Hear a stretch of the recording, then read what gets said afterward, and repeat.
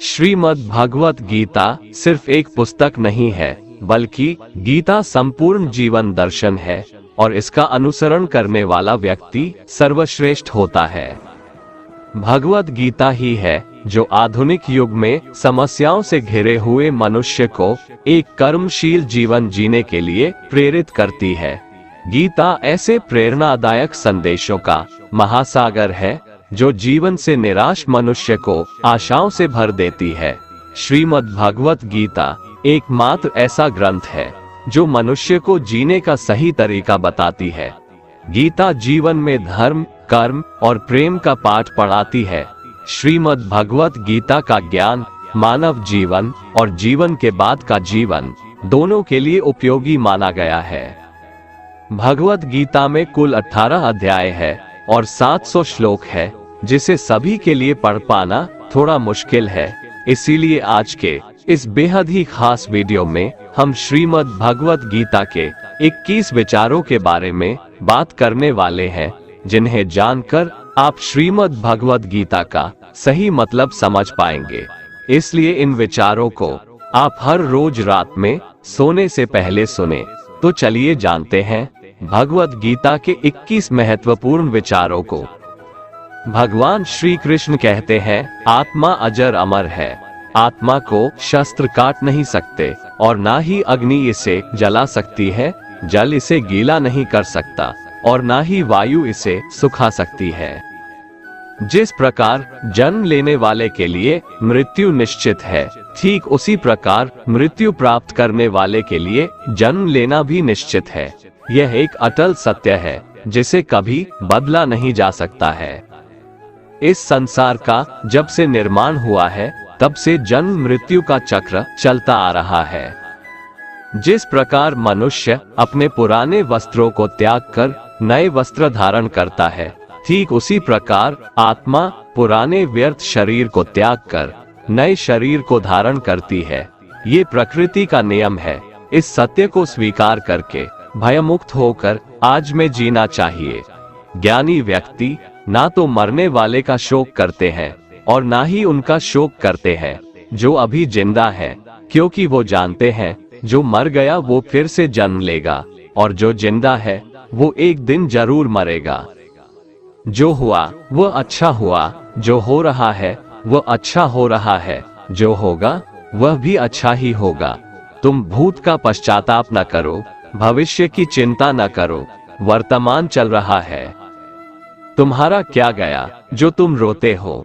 तुम क्या लाए थे जो तुमने खो दिया? तुमने क्या पैदा किया था जो नाश हो गया? न तुम कुछ लेकर आए, ना तुम कुछ लेकर जाओगे। जो लिया यहीं से लिया, जो दिया यहीं पर दिया। जो लिया इसी संसार से लिया, जो दिया इसी संसार को दिया। तुम खाली हाथ आए थे और खाली हाथ चले जाओगे। जो आज तुम्हारा है, कल वो किसी और का था, परसों किसी और का होगा। तुम इसे अपना समझकर मग्न हो रहे हो। बस यही प्रसन्नता तुम्हारे दुखों का कारण है। परिवर्तन संसार का नियम है। जिसे तुम मृत्यु समझते हो वही तो जीवन है। एक क्षण में तुम करोड़ों के स्वामी बन जाते हो, दूसरे ही क्षण में तुम दरिद्र हो जाते हो। मेरा तेरा, छोटा बड़ा, अपना पराया, मन से मिटा दो, फिर सब तुम्हारा है, तुम सबके हो। न ये शरीर तुम्हारा है, न तुम शरीर के हो। ये शरीर अग्नि, जल, वायु, पृथ्वी, आकाश से बना है और इसी में मिल जाएगा। परंतु आत्मा स्थिर है। फिर तुम क्या हो? तुम अपने आप को भगवान के सहारे छोड़ दो। तुम्हारे लिए यही सबसे उत्तम उपाय है। जो उनके सहारे को पहचान जाता है, वह भय, चिंता, शोक से दूर और मुक्त हो जाता है। भगवान श्री कृष्ण कहते हैं कि मैं ही सबकी शुरुआत हूँ। मैं शुरुआत से पहले भी था और सब खत्म होने के बाद भी रहूंगा। मैंने ही भगवान, शैतान, राक्षस और इंसान बनाया। मैं ही ब्रह्मा हूँ, मैं ही विष्णु हूँ और मैं ही महेश हूँ। मैं धरती की मधुर सुगंध हूँ, मैं अग्नि की ऊष्मा हूँ। सभी जीवित प्राणियों का जीवन और सन्यासियों का आत्म संयम भी मैं ही हूँ। मैं ही सबका पालन पोषण करता हूँ। और मैं ही सबका विनाश करता हूँ। मैं धरती के सभी प्राणियों को जानता हूँ, लेकिन वास्तविकता में मुझे कोई नहीं जानता। जब जब इस धरती पर पाप, अहंकार और अधर्म बढ़ेगा, तो उसका विनाश कर पुनः धर्म की स्थापना करने हेतु मैं अवश्य अवतार लेता रहूंगा। हे अर्जुन, जो लोग भक्ति में श्रद्धा नहीं रखते वे मुझे पा नहीं सकते, अतः वे इस दुनिया में जन्म मृत्यु के रास्ते पर वापस आते रहते हैं। वह जो सभी इच्छाएं त्याग देता है और मैं और मेरा की लालसा और भावना से मुक्त हो जाता है, उसे शांति प्राप्त होती है। मेरे लिए ना कोई घृणित है ना प्रिय, किंतु जो व्यक्ति भक्ति के साथ मेरी पूजा करते हैं वो मेरे साथ है और मैं भी उनके साथ हूँ। कर्म ही सबसे बड़ा धर्म है।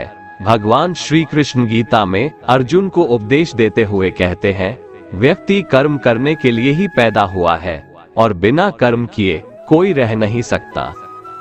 मनुष्य को परिणाम की चिंता किए बिना अपने कर्तव्यों का पालन करना चाहिए।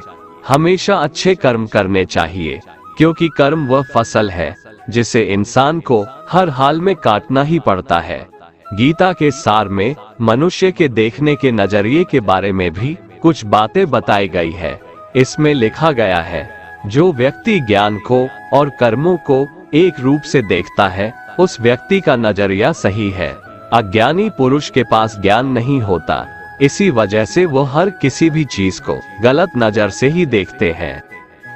क्रोध मनुष्य को नरक की ओर ले जाने वाला द्वार है। क्रोध करने से व्यक्ति का मन अशांत हो जाता है। वो आवेश में आकर कई बार अपना ही नुकसान कर बैठता है। भगवान श्री कृष्ण कहते हैं, मनुष्य को क्रोध करने से बचना चाहिए। कितना भी गुस्सा आए, स्वयं को शांत रखने का प्रयास करें। मन पर नियंत्रण रखना जरूरी है। मनुष्य का मन वायु की तरह चंचल है। यह मन ही है जो मनुष्य को काम वासनाओं की तरफ भटकाता रहता है। अगर जीवन को सफल बनाना है तो मन पर काबू करना बहुत जरूरी है। मन को वश में करने से दिमाग की शक्ति केंद्रित होती है, जिससे कार्यों में सफलता मिलने लगती है। गीता के अनुसार जिस व्यक्ति ने अपने मन पर काबू पा लिया, वह मन में पैदा होने वाली बेकार की चिंताओं और इच्छाओं से भी दूर रहता है। साथ ही व्यक्ति अपने लक्ष्य को भी आसानी से प्राप्त कर लेता है। अगर मन को वश में नहीं करोगे तो वह तुम्हारा सबसे बड़ा शत्रु बन जाएगा।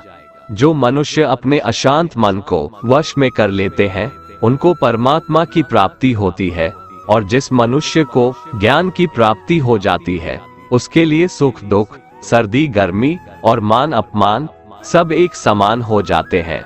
ऐसा मनुष्य स्थिर चित्त और इंद्रियों को वश में करके ज्ञान द्वारा परमात्मा को प्राप्त करके हमेशा संतुष्ट रहता है। हमेशा शक करने वाला व्यक्ति कभी शांति प्राप्त नहीं कर पाता है, इसलिए संदेह करने से बचे।